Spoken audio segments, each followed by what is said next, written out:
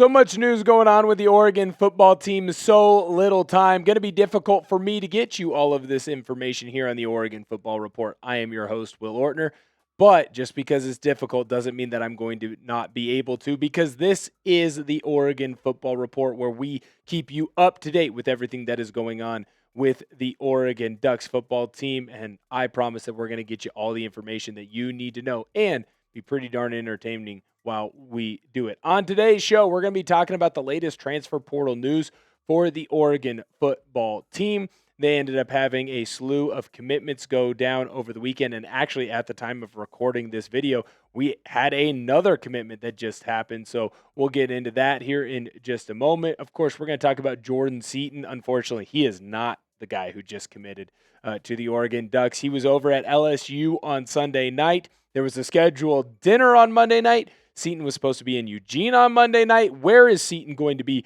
on Monday night? I'll let you know. We're doing some flight tracking. Not quite that far, but we do know where Seaton will end up being on Monday night. And then at the very end, we're going to talk about Dallas Warmack, and will he still be a part of the Oregon football coaching staff, or has he moved on to join another team? Before we get into any of that, though, make sure that you come on in and hit that thumbs up button, and while you're there, you can go and comment in the comment section. Do you like the Ducks transfer portal recruiting class? Type Y for yes, type N for no. Do you think that the Ducks are doing a great job right now getting in some big time commitments, or do you think that there's a couple of guys that they missed out on that they probably should have added in as well? The first commitment that I want to talk about here on today's video is Aaron Scott Jr., the Ohio State or former Ohio State cornerback. He was a guy who might not have been highly recruited in the transfer portal, but he was highly recruited out of high school. Spent some time over at the Ohio State University. Obviously not getting a ton of playing time, playing behind some other players over there, but coming over to the Oregon Ducks, obviously there's a lot of defensive backs, a lot of corners, specifically that entered into the transfer portal. Scott can come in and really compete for that third cornerback role with the Oregon Ducks, going toe-to-toe with Naeem Offord. It's another perfect situation where whoever gets to be the starter there will have gotten much better in the offseason because, well, it's an iron sharpens iron type of a deal. So I love that Scott has come over to the Oregon Ducks, and there's plenty of uses that they can have for him. Next, we're going to talk about Marcus Dixon, the former Clemson defensive end. Another guy that's going to come in after a slew of defensive lineman backups left and went into the transfer portal. I think that Dixon can really add in and be one of those guys who fills in behind Mateo Uiagalelei, fills in behind Tatum Tuioti. One, because you never know when injuries could pop up, but more importantly, the Oregon Ducks like to have a high rotation. They like to rotate through a lot of their players. I think that Dixon can come in and add immediately to this defensive line group, especially that edge group. Next, we're going to dive into Jerome Simmons, the University of Louisiana Monroe interior defensive lineman, and what his addition means to this squad. He's a big, strong kid, really physical, not afraid to put himself on the line. And he's also a guy who is going to come in to the Oregon Ducks football team and add himself into a spot where he is giving them much more depth. Bear Alexander and Amari Washington cannot be expected to be out on the field the entire time for this Oregon football team.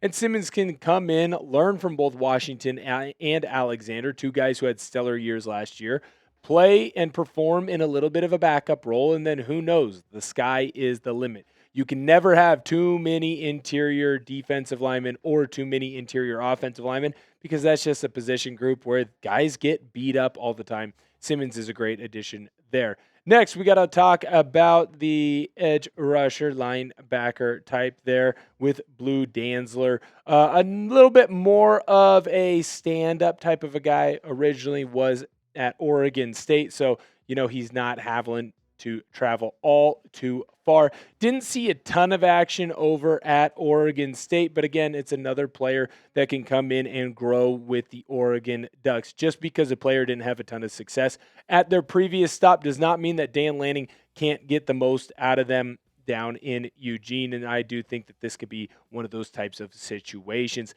Last player that we're going to talk about on the big commitments from the weekend's visit, defensive lineman DeAndre Robinson, guy who was over at UNC with Bill Belichick and Jordan Hudson. Another big, strong, physical interior defensive lineman. A guy who's gotten a lot of run. Definitely feels like he would add in and be the third musketeer, essentially, to Bear Alexander and to Amari Washington. A guy who can come in and make some big-time plays for this Oregon football team, and not just add a depth piece, but add a player and add a piece that can come in and make big plays when some of your starters need a little bit of an extra rest. When we look at this and Oregon updates, I told you that as we were going to record this video, there was another commitment. Of course, this is coming to us from Oregon Updates. 4-star 2026 running back Brandon Smith has committed to Oregon. Now, he's a short-term transfer, so what does that mean? It means Smith signed his NLI to go to Arizona, just like Bryson Beaver did with the Oregon Ducks.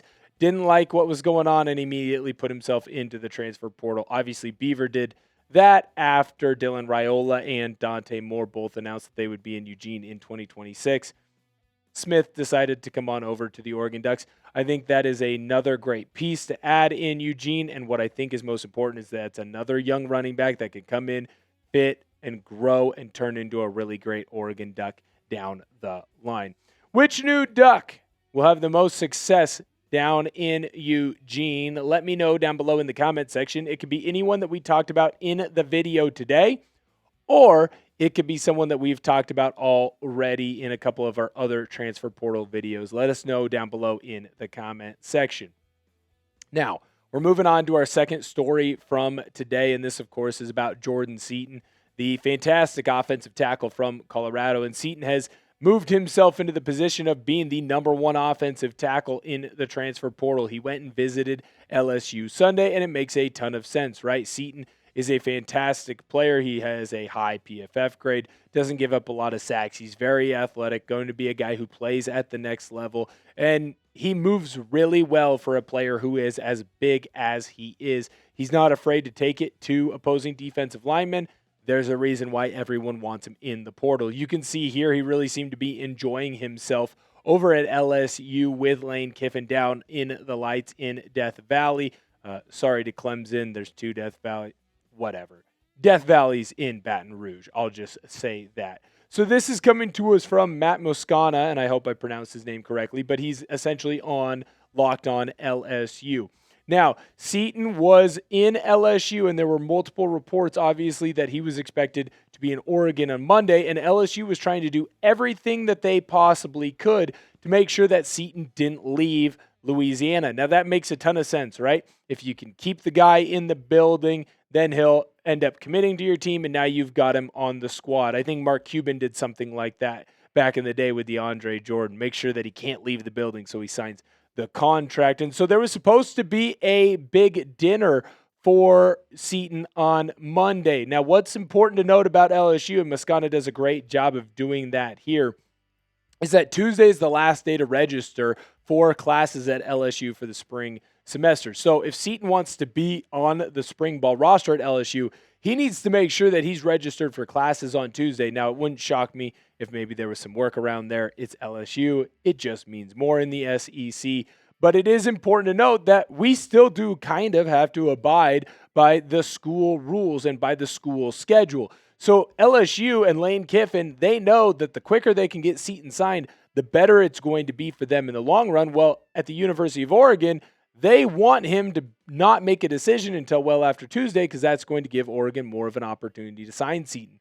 Oregon has also been known that they are really interested in Seaton, and there is a high NIL valuation for Seaton, and it does sound like Oregon could potentially match it or go beyond that. Now, unfortunately for LSU fans, but very fortunately for us Oregon football fans, Moscana had this update earlier on today that Seaton's dinner Monday has been canceled. So that does sound like, and it does seem to point, all indications coming to Seaton coming to Oregon. Now, this is an important opportunity for Dan Lanning to show what type of culture that they have at the University of Oregon, get a bunch of other football players around Jordan Seaton, get him to come in.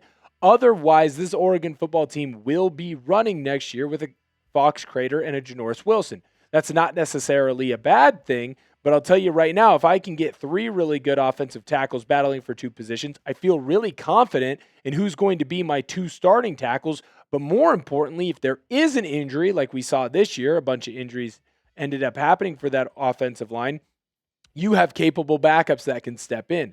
In my mind, Oregon needs to land Seaton. I don't know what you do. I don't know how you do it, but do not let that man leave the building. Do not let Lane Kiffin's mistake be a mistake that the University of Oregon also falls into. So if I'm the Oregon Ducks, make sure that Seaton stays in Eugene. I feel like him leaving LSU and not staying there for Monday night does give the Oregon Ducks a good chance. So I would say that Jordan Seaton will play for the Oregon football team in the year of 2026. Let me know down below in the comment section, do you agree with me or do you disagree with me? I'm willing to hear people who may disagree with me, but if you do, make sure that you leave your reasoning there. Let me know in full detail why you think Seaton might go somewhere else.